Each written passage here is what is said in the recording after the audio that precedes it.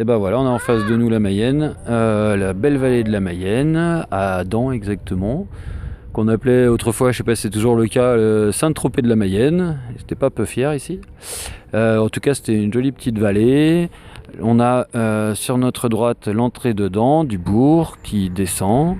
Et puis surplombant et la Mayenne et le village, on a le cimetière de Dents, où malheureusement sont enterrés tous mes ascendants, toute la famille de ma maman, et y compris ma maman.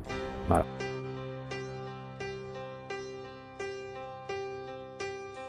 I could start dreaming, but it never ends.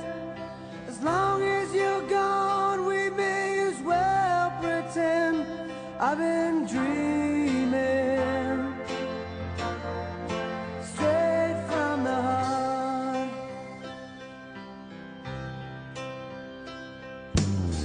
You say it's easy, but who's to say that we'd be able to keep it this way?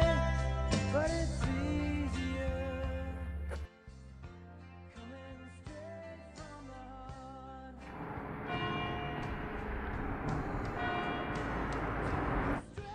Et ben là, on est à l'arrière du presbytère, la cure de Dents. Et là, on a le presbytère avec ses dépendances. Et dans la petite fenêtre qui se trouve juste là, il y avait la cuisine du presbytère. Et là, ma grand-mère, Alice Bertrand, elle a été bonne du curé pendant un bon moment et elle venait tous les jours faire à manger et faire le ménage pour le prêtre. Voilà. Donc là, on a l'église de Dents devant nous et dans cette église se sont mariés mon papy et ma mamie, Alice Bertrand et Fernand Cousin, est née leur fille, donc ma maman, Ginette Cousin, et puis se sont mariés ma maman et mon papa, Robert Bruno. Et à sa gauche, il y avait le presbytère, dont on a vu tout à l'heure le derrière, et maintenant c'est la façade avant. Et alors maintenant c'est plus le presbytère, c'est la mairie maintenant, dedans. Voilà, et puis on va aller voir le jardin du presbytère. Donc là, on est de nouveau dans les jardins de la cure. Les jardins qui étaient avant des jardins qui étaient cultivés par mon grand-père, notamment cette partie-là qu'on voit devant nous. Et puis là, on descendait. Il y avait d'autres jardins en terrasse. Et ici, par contre, ça a toujours été un petit lieu d'ornement avec un bassin dans lequel il y avait des poissons. Et dans le contrebas, là-bas, on peut voir la vallée de la Mayenne qui passe. Et là où il y a les voitures, juste derrière le mur, il y avait ce qu'on appelle le pré de la cure.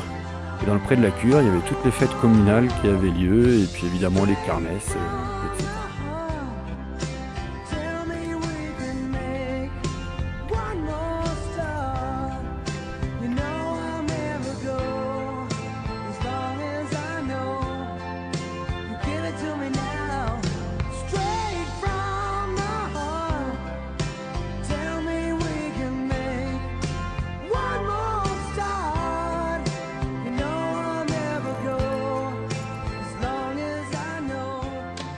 Donc là, la maison de mes grands-parents, qui était en fait la maison de la grand-mère de mon papy à l'origine, et qu'il a racheté une fois qu'il a vendu sa ferme, pour venir passer sa retraite.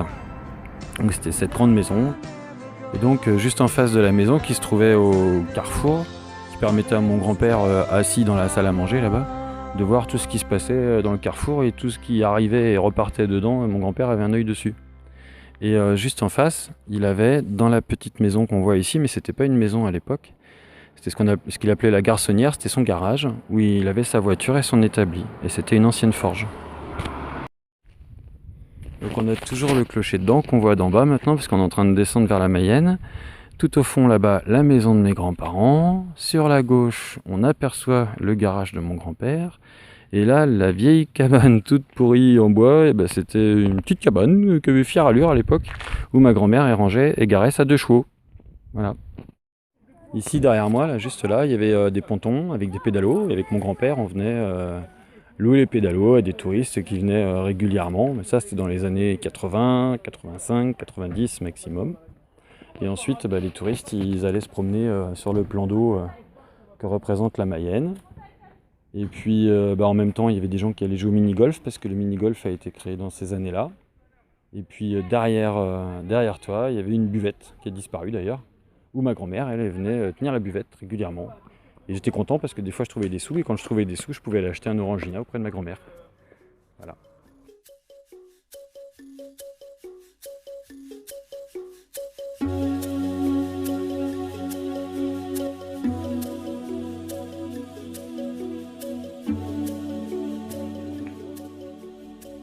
Voilà, on est dans la ferme de mes grands-parents à Chanteloup. Et derrière la voiture, il y a le puits. Alors le puits, je l'ai toujours connu, mais il n'y avait pas d'arbre. Et puis derrière le puits, au loin là-bas, il y avait une mare. Un peu plus sur la droite, là-bas où il y a les roulottes, c'était la stabulation. C'est là où on trayait les vaches. Juste à côté, il y avait une grange. Mon grand-père rangeait ses tracteurs. Après, les premiers bâtiments sur la droite, c'était l'étable où dormaient les vaches. Et puis sur la droite, mais on voit plus là parce que c'est caché par les anciennes soues, il y avait la ferme d'habitation, là où habitaient mes grands-parents.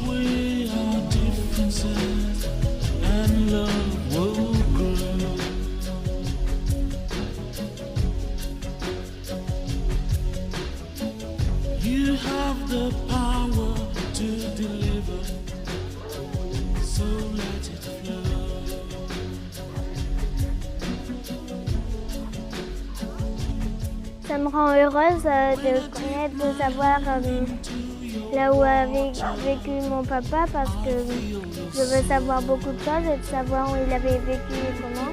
Ça me rend heureuse.